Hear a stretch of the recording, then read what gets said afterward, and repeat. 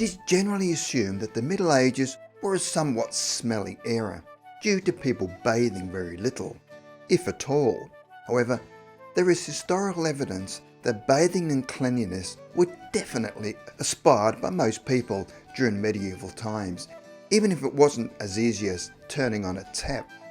The Middle Ages or medieval period extended roughly from the fall of the Roman Empire to the Renaissance, from approximately 476 to 1450 AD.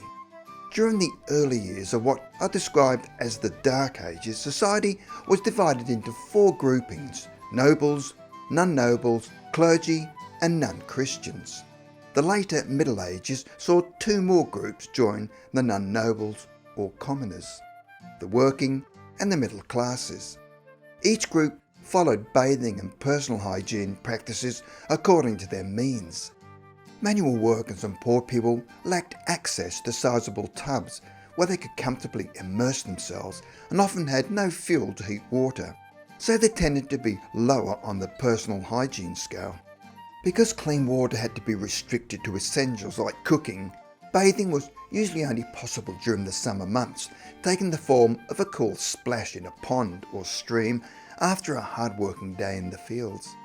Many probably also carried out a regular personal wash at home, albeit with unheated water and a damp flannel. The Romans had constructed public bathhouses throughout the lands they occupied.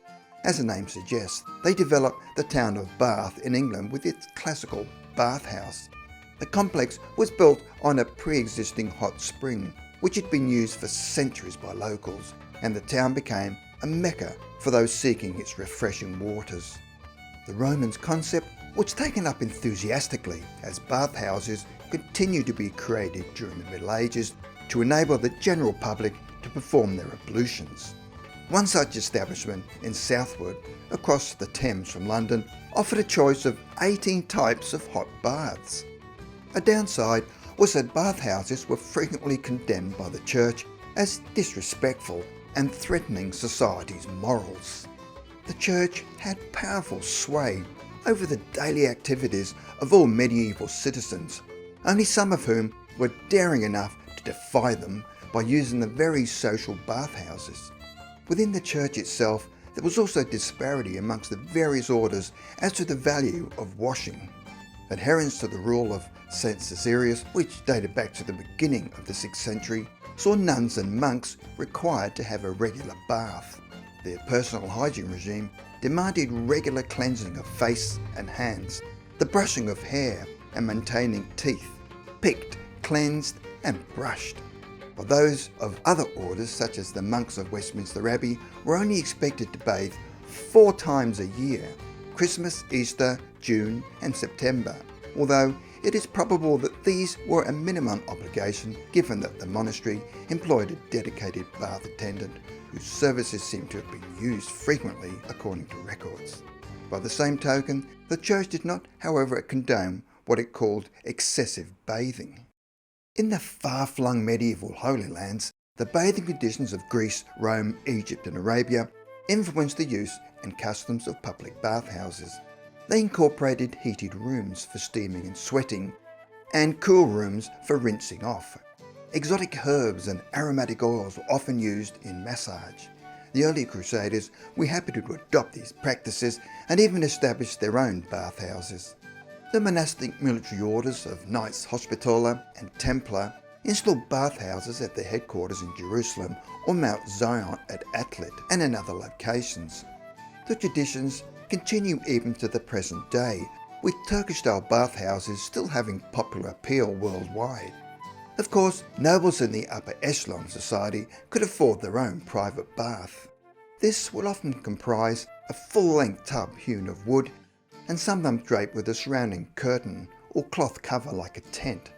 The bathtub would be laboriously filled with jug after jug of heated water by attentive servants, who would sometimes perfume the water with herbs and flowers. Some records of royalty in the Middle Ages reveal that certain monarchs greatly enjoyed their baths. According to the BBC, King John was always accompanied by his bathtub and tub attendant wherever he travelled. Another King Edward III had futuristic taps for hot and cold water installed in his bathtub in Westminster Palace. King Charlemagne, who was known for uniting Western Europe after the fall of the Roman Empire, also revelled in warm water, loving to bathe in natural hot springs. According to his biographer Ironhard, he would invite not only his sons to bathe with him, but his nobles and friends as well, and occasionally even a crowd of attendants and bodyguards, so that sometimes 100 men or more would be in the water together. By contrast, it certainly wasn't easy for a commoner to have a regular bath in the Middle Ages, leading to the prevalent stereotype of the rather grubby and smelly medieval character.